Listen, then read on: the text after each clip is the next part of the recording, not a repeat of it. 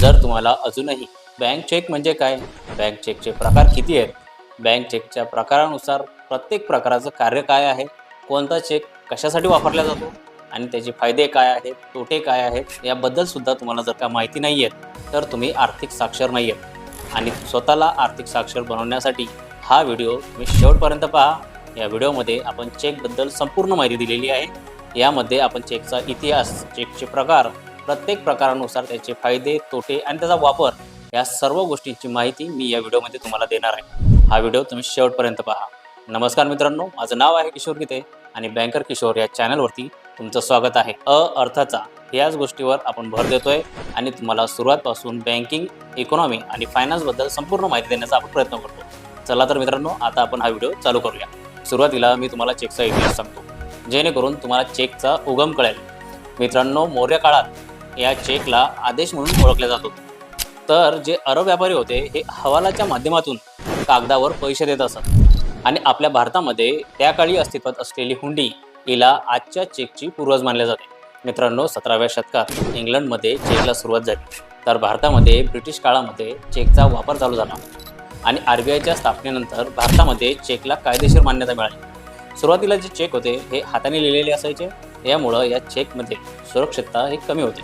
यानंतर छापील चेक आले. या छापील चेकवर अकाउंट नंबर, IFSC नंबर आणि सिग्नेचर ही अनिवार्य होती. याच्यानंतर MICR चेक आले आणि या MICR चेकवर खाली मॅग्नेटिक लाईन्स होत्या आणि आज CTS म्हणजे चेक ट्रान्झॅक्शन सिस्टम आलेला आहे आणि यामुळं चेक हा स्कॅन होतो. मूळ चेक आपल्याला आता फिरवण्याची गरज नाही, त्यामुळं क्लिअरिंग हे आता जलद होतं.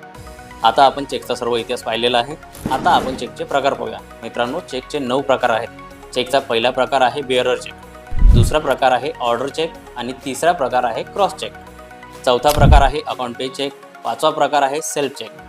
सहावा प्रकार आहे पोस्ट डेटेड चेक. सातवा प्रकार आहे स्टेल चेक. आठवा प्रकार आहे बँकर्स चेक आणि 9वा प्रकार आहे ट्रॅव्हलर्स चेक. असे चेकचे 9 प्रकार आहेत. आता मी तुम्हाला या प्रत्येक प्रकाराबद्दल माहिती सांगणार आहे. पहिले आपण पाहूया बेअरर चेकबद्दल माहिती. Bearer cheque. मित्रांनो, बेअरर चेक अशा व्यक्तीला दिला जातो जो तो प्रत्यक्षामध्ये होल्ड करतो किंवा बेअर करतो. म्हणजे हा चेक जो व्यक्ती बँकेमध्ये प्रेझेंट करेल त्या व्यक्तीला या चेकवरील पैसे दिले जातात. मित्रांनो, बेअरर चेक हा त्यावरील पैसे कोणत्याही ID शिवाय किंवा ओळखपत्राशिवाय विड्रॉल किंवा जमा करण्याची परवानगी देतो. मित्रांनो, आता आपण बेअरर चेकचे 2 फायदे पाहूया. पहिला फायदा असा आहे की सुलभ हस्तांतरण, म्हणजे जो हा चेक बँकेमध्ये घेऊन जाईल त्याला पैसे मिळतात, त्यामुळं हे हस्तांतरण सुलभ होते. दुसरा फायदा आहे क्विक विड्रॉल. मित्रांनो, हा चेक बँकेमध्ये प्रेझेंट केल्याच्या नंतर डायरेक्ट काउंटरवरून कॅश मिळते किंवा जमा केल्या जाते, त्यामुळं या बेअरर चेकवर क्विक विड्रॉल हा फायदा होतो. आता या बेअरर चेकचे आपण 2 तोटे पाहूया. पहिला तोटा आहे असुरक्षित. मित्रांनो, हा चेक ज्याच्या ताब्यात असेल, जो बँकेत प्रेझेंट करेल त्याला हे पैसे मिळतात, त्यामुळं हा चेक हरवल्यास मोठा तोटा होऊ शकतो. दुसरा तोटा आहे कठीण ट्रॅकिंग. मित्रांनो, या चेकची मालकी सिद्ध करणे किंवा चुकीच्या व्यक्तीला पेमेंट दिल्या गेल्यास ते पेमेंट ट्रॅक करणे खूप अवघड जाते. आता आपण चेकचा दुसरा प्रकार पाहूया आणि दुसरा प्रकार आहे ऑर्डर चेक. मित्रांनो, ऑर्डर चेक हे एक सुरक्षित पेमेंट इन्स्ट्रुमेंट आहे. ते फक्त एखाद्या विशिष्ट व्यक्तीला किंवा त्यावर नाव असलेल्या एखाद्या विशिष्ट संस्थेलाच देय असते आणि या चेकवरील पैसे विड्रॉल किंवा डिपॉझिट करण्यासाठी ID प्रूफ आवश्यक असतो आणि याशिवाय एन्डॉर्समेंटसुद्धा लागते, म्हणजेच चेकच्या पाठीमागे स्वाक्षरीसुद्धा लागते. मित्रांनो, ऑर्डर चेक हा बेअरर चेकपेक्षा अधिक सुरक्षित आहे. मित्रांनो, ऑर्डर चेकची ट्रेसेबिलिटी ही अधिक असते, त्यामुळं फसवणूक होण्याचा धोका कमी होतो, जो बेअरर चेकमध्ये मोठ्या प्रमाणावर असतो. मित्रांनो, हाय सेफ्टी, ट्रेसेबिलिटी आणि कंट्रोल हे ऑर्डर चेकचे 3 फायदे आहेत. तर स्लो प्रोसेस, बँक चार्जेस आणि हा चेक हरवल्यास बँकेकडे स्टॉप पेमेंटची एक मोठी प्रोसेस करावी लागते. हे या चेकचे काही तोटेसुद्धा आहेत. मित्रांनो, आता आपण पाहूया क्रॉस चेक. मित्रांनो, क्रॉस चेकच्या फेसवरती 2 आडव्या लाईन्स असतात आणि या आडव्या लाईनचा अर्थ असा असतो की हा चेक काउंटरवर कॅश केला जाणार नाही, हा चेक बँक खात्यातच जमा झाला पाहिजे आणि या लाईन्स बँकेला दुसऱ्या बँकेमार्फत पैसे भरण्याचे आदेश देतात. या 2 लाईन्समध्ये बऱ्याचदा अकाउंट पेई किंवा अँड कंपनी असे शब्द लिहिलेले असतात. आता आपण क्रॉस चेकचे फायदे पाहूया. पहिला फायदा आहे वाढीव सुरक्षा. मित्रांनो, क्रॉस चेक चोरीला गेल्यास थेट कॅश मिळत नाही, त्यामुळं फसवणुकीचा धोका हा लक्षणीयरित्या कमी होतो. दुसरा फायदा आहे ट्रेसेबिलिटी. पैसे कुठे गेले याची स्पष्ट नोंद हा चेक करतो, कारण हा चेक एका विशिष्ट बँक खात्यामध्ये जमा होतो. आता आपण क्रॉस चेकचे 2 तोटे पाहूया. पहिला तोटा आहे जास्त वेळ क्लिअरिंग. मित्रांनो, हा चेक बँक खात्यातच जमा होत असल्यामुळं या चेकला क्लिअरिंगच्या प्रोसेसमधून जावं लागतं, त्यामुळं क्लिअरिंगला वेळ लागतो. आणि दुसरा तोटा आहे तात्काळ कॅश मिळत नाही. मित्रांनो, हा चेक बँक खात्यात जमा होत असल्यामुळं हा चेक डायरेक्टली काउंटरवर कॅश करता येत नाही, त्यामुळं या चेकवर आपल्याला तात्काळ कॅश मिळत नाही. मित्रांनो, आता आपण पाहूया अकाउंट पे चेक. मित्रांनो, अकाउंट पे चेक हा असा चेक असतो ज्याच्या फेसवर 2 पॅरलल लाईन्स असतात आणि या लाईनमध्ये अकाउंट पे असं लिहिलेलं असतं. मित्रांनो, salary payment, high value transfer आणि मोठमोठ्या व्यवहारांसाठी अकाउंट पे चेकचा वापर केला जातो. अकाउंट पे चेकचे आता काही फायदे पाहूया.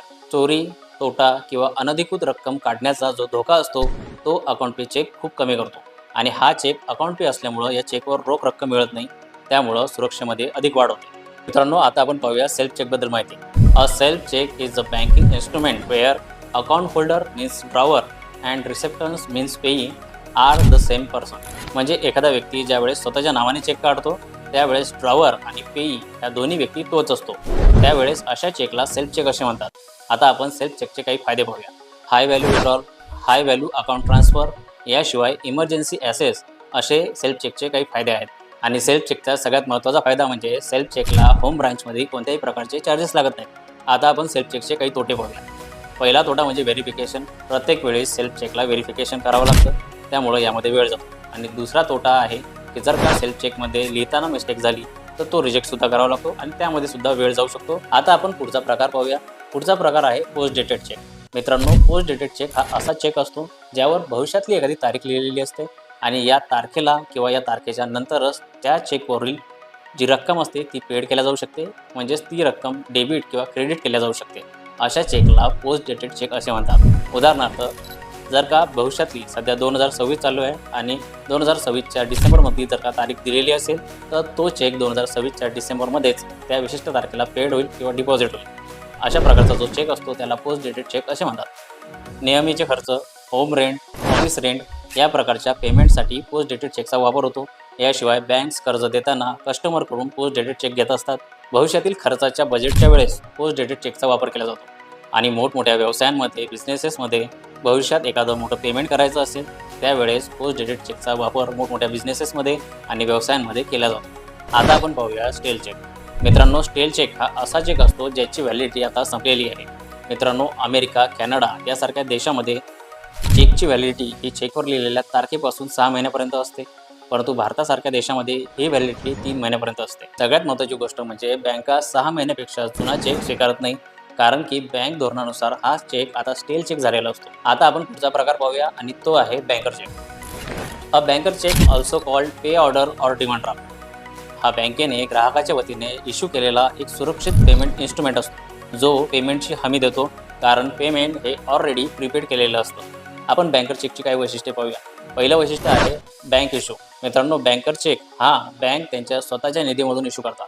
दुसरं वैशिष्ट्य आहे गॅरंटीड फंड. मित्रांनो, या चेकचे जे पैसे असतात हे ग्राहकाने ऑलरेडी पेड केलेले असतात. त्याच्यानंतर बँक हा चेक इश्यू करते, त्यामुळं फंड जे असतात हे गॅरंटेड असतात. बँकर चेकचं तिसरं वैशिष्ट्य आहे नॉन निगोशिएबल. हा चेक थर्ड पार्टीला हस्तांतरित करता येत नाही. मोठे मालमत्ता व्यवहार, मोठे वाहन खरेदी किंवा मोठमोठ्या प्रॉपर्टी व्यवहारांमध्ये बँकर चेकचा वापर केला जातो, कारण अशा मोठ्या व्यवहारांमध्ये पेमेंटची गॅरंटी आवश्यक असते आणि बँकर चेक पेमेंटची गॅरंटी देतो. पुढचा प्रकार आहे ट्रॅव्हलर चेक. मित्रांनो, हा जो ट्रॅव्हलर चेक असतो हा जे लोक ट्रॅव्हल करणार असतात किंवा एखाद्या मोठ्या टूरसाठी जात असतात त्यांच्या फॅसिलिटीसाठी आणि त्यांच्या गरजेनुसार बँक हा ट्रॅव्हलर चेक इश्यू करते. मित्रांनो, या व्हिडिओमध्ये आपण चेकचे सर्व प्रकार पाहिले, चेकचा इतिहाससुद्धा पाहिला, कोणता चेक काय असतो, त्याचा वापर कसा होतो याबद्दल सुद्धा मी तुम्हाला माहिती सांगितलेली आहे. प्रत्येक चेकचे फायदे आणि तोटेसुद्धा मी तुम्हाला सांगितलेले आहेत. मित्रांनो, तुम्हाला चेकचे हे प्रकार माहिती असणं आवश्यक आहे आणि चेकचा वापर कसा केला जातो हे सुद्धा माहीत असणं आवश्यक आहे. स्वतःला आर्थिक साक्षर बनवण्यासाठी आपल्याला चेकचे सर्व प्रकार माहीत असले पाहिजे. आणि हा व्हिडिओ जर तुम्हाला आवडला असल्यास तुमच्या फ्रेंड आणि फॅमिलीला नक्की शेअर करा आणि सर्वांना आर्थिक साक्षर बनवण्यास मदत करा. प्रत्येकजण आर्थिक साक्षर झाला पाहिजे.